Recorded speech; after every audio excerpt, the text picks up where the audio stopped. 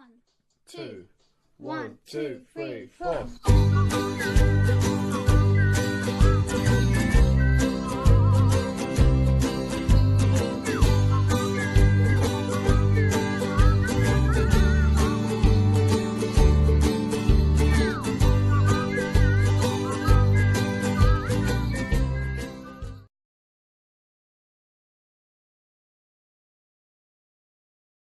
Hi, xin chào tất cả các bạn đã quay trở lại với channel của mình. Mình là Viết Bớt. Hôm nay thì có một câu hỏi khá là thú vị dành cho mình là hôm trước một bạn nữ gửi câu hỏi cho mình là hôm trước em với bạn trai em có hôn nhau. Nhắc em vào đấy, thích thế kìa chứ. Không biết mấy bạn trai khác có như vậy hay không, nhưng sao em mỗi lần hôn bạn trai em là em thấy toàn mùi mắm với mùi cá thôi. Thôi giờ tôi lạy các bố, toàn là mất mặt đàn ông thôi. Con gái thì đi mua mấy cái kẹo Singungkune mà nhai vào cho nó thơm mồm miệng, nó thơm tho một tí nha.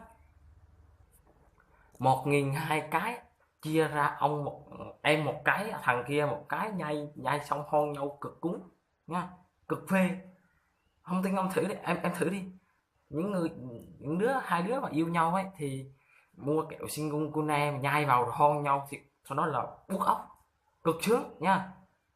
Tiếc gì 2-3 ngàn mà để con gái nó nói như vậy kỳ ha. Tiền là không thiếu này nha, tiền là không thiếu, tiền là giấy, tiêu là hết, đốt là cháy, ok, không quan trọng gì mấy đồng bạc hết. Chắc lại vội vội vàng vàng ăn cơm, vừa ăn cơm xong rồi đạp xe đến rồi hôn vào chứ gì. Thì nói thật với ông là hôn thằng nào chả thích, nhưng mà ông phải có sự chuẩn bị á, đúng không?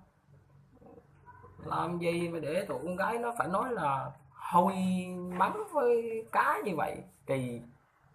Toàn là mất mặt đàn ông thôi. Tôi lạy ông ấy, lần sau ấy, như vậy ấy, nó mà còn như vậy thì em đừng có cho nó hôn nữa em nha.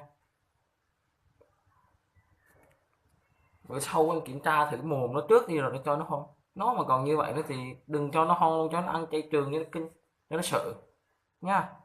Còn chưa kể mà ăn xong mà không đánh răng các kiểu, không súc miệng, thức ăn nó còn dính lại trên răng này. Lúc em ho đó đấy, lưỡi em liếm vào răng này nè, đó, lưỡi em liếm vào răng nó như vậy thì thức ăn từ miệng nó truyền vào miệng em cảm thấy có, em mới cảm thấy là nó kinh, nó tởm không. Lần sau mà như vậy thì đừng cho nó hôn nữa. Còn không đánh răng rửa mặt gì hết mà đi hôn gái là mất mặt đàn ông. Còn một đoạn sau nữa là đâu. Chắc em ấy còn nhỏ nên không có ý thức em chưa tốt, mà mỗi lần hôn em thì em ấy bậu lắm, toàn đất em bợp.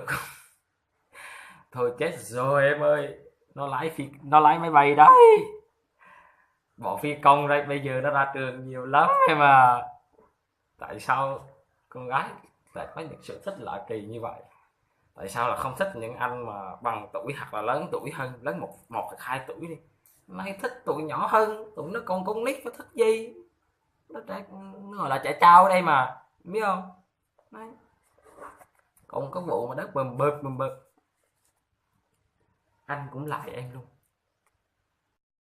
Mỗi lần hôn như thế nó đớp bầm bợp, nó đớp từ trong ra ngoài, nó đớp từ trên xuống dưới, nghĩ là cảnh bố mẹ mình nuôi mình 16 năm ăn học nha, nuôi 16 năm ăn học, từ lúc lọt lòng cho đến tận bây giờ có phải là để cho nó đớp như vậy đâu.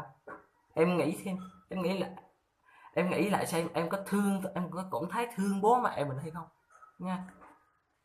Nuôi lớn lên như vậy có phải là để cho nó đệt như vậy đâu. Bây giờ bố mẹ em nghĩ xem, khi em ốm đau bệnh tật thì ai lo cho em? Ba mẹ em. Khi mà em đói, em ăn uống ai lùm cho em? Cũng là ba mẹ em. Bây giờ là để cho trai nó đớp bầm bợp như thế thì em có thấy thương bố mẹ mình không? Nha, thế nha. Sau mà nó còn như vậy là em cho nó nhịn luôn. Đừng cho nó làm gì cả. Nó năn nỉ cũng mặc kệ nó. Kiếm cớ chia tay đi. FA như vậy nó mới sướng. Hon gì ba cái thằng canh cá ấy, một cái thằng mà mắm cá ấy. Thì tội thối mồm như làm gì nha. Cảm ơn các bạn đã theo dõi video clip của mình. Thì nếu thấy thích thì các bạn hãy nhấn like và subscribe, nhấn like và share. Các bạn có thể giới thiệu bạn bè để đăng ký kênh của mình, và những ai có câu hỏi thì có thể inbox cho mình qua Facebook, mình để ở dưới phía dưới nha. Nhớ nhấn like, subscribe, like và subscribe nha.